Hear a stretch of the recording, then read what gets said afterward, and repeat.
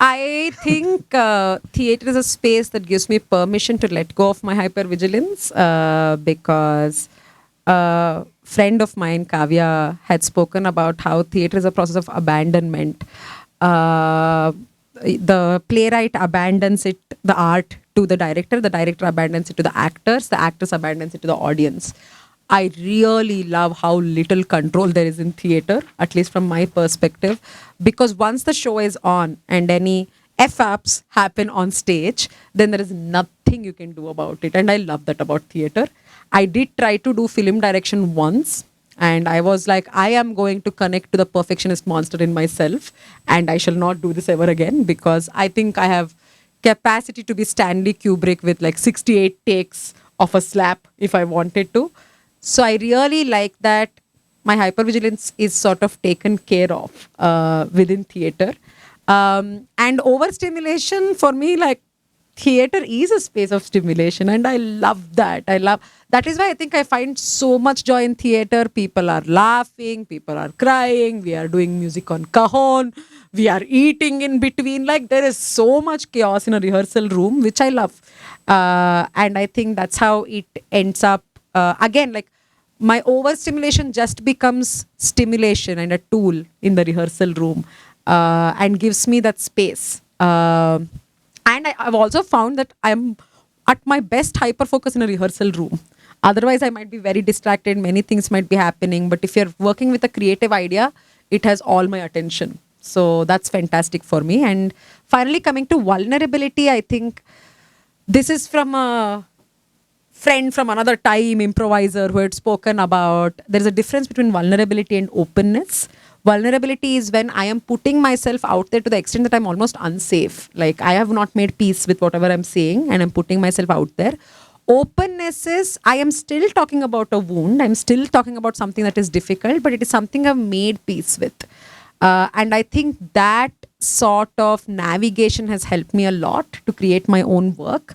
With Palti, with my grandfather's dementia, it is still very vulnerable for me.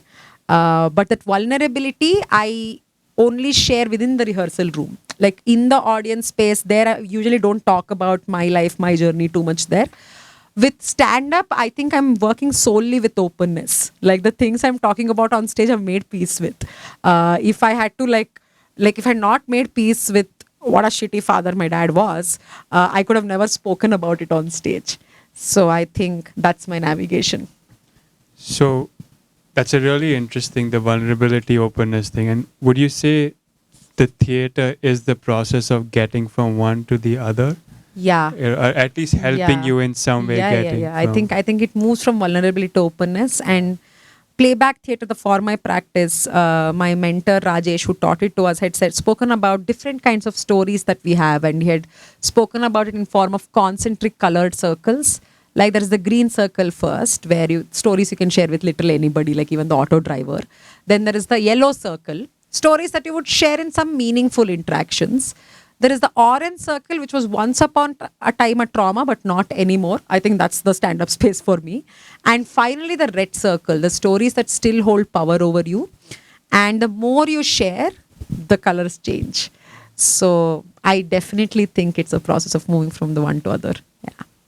So it's like the more you share, the more you realize you have friends to help you move along the circles? Yes, that does happen. I think like there is some value to the shared vulnerability, but it's also about how much power this story has over you, and it starts reducing because the more you share it.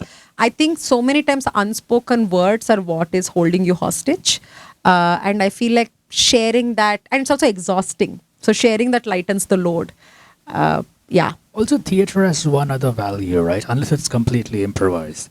So I have been told to not just go off and go on rants because there are things I talk about that not everybody can receive very well. Theatre is a good space, the process of writing a script, where you have a concept that's very difficult.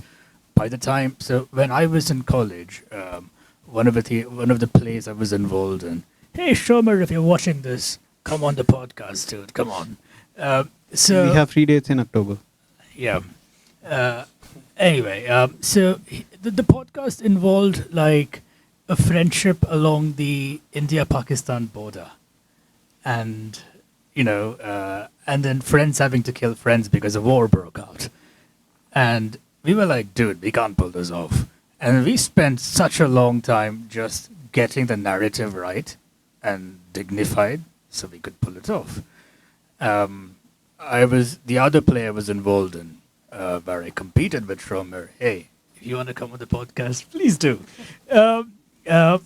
Was one where there was literally no words. It was a mime, and I just played loads of psychedelic rock to people with white faces, and it was fun. Over there, again, like the story was at the start of it, everybody thought we were mad because the concept was, can we not talk at all and then do the whole thing? And in a competition where literally every other player had speech. So the thing is, you get so much time to fine tune the messaging, and you're in a safe space when you fine tune the messaging. It's like songwriting, right? And it's also what made, and back to our previous episode number 5, where we wrote a song called DDR in the style of Avril Lavigne. I felt very awkward. It wasn't, right? I felt very awkward during then because I wanted to ask questions that I wouldn't have been able to ask in front of a camera. And we had to.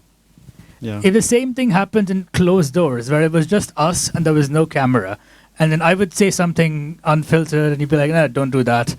And then we would, you know what I mean? There is all of this time in a safe space around people that you're comfortable with to take something that you feel vulnerable about. And by the end of it, like you have gotten validation from your peers on how this vulnerability is no longer a vulnerability. It's just, this is just a statement. It's a story about how you felt at the time.